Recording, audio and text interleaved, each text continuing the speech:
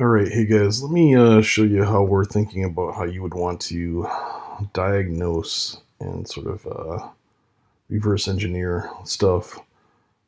So you guys have been asking for an unpack all.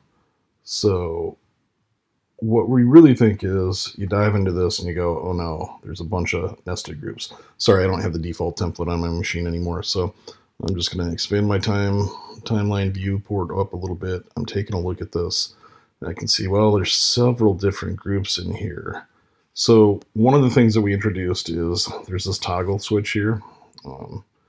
I call it the group context preview mode. I'm not sure what the official UA name of it is, but so this allows you to see what's on the main timeline or in groups above this guy, right? So I'm in this tab. Here's my main timeline. I'm seeing the entire timeline.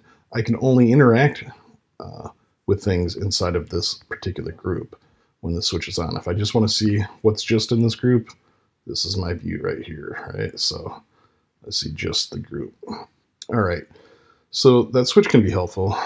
Another thing is soloing. It's not on Windows yet. That group context toggle doesn't come along until we get the group tab workflow. But we'll bring soloing to Windows here soon enough.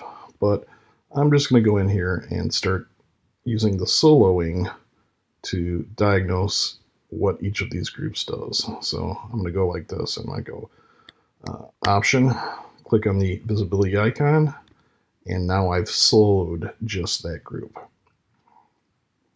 And I'm still seeing everything, and maybe that's a little bit confusing, so let's turn that toggle off.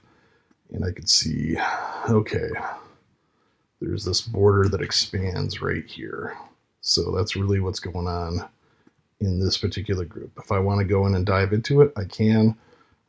You can solo more than one thing at a time,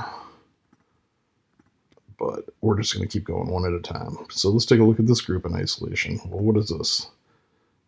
This is the crosshairs animation here.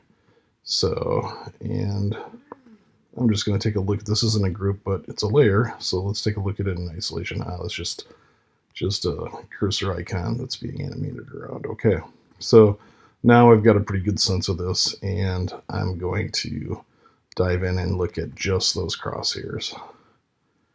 And so now I've drilled into this particular group, and I can see there's really not too much to it. It's just literally these two crosshairs, and all the animation is happening back out here on the group.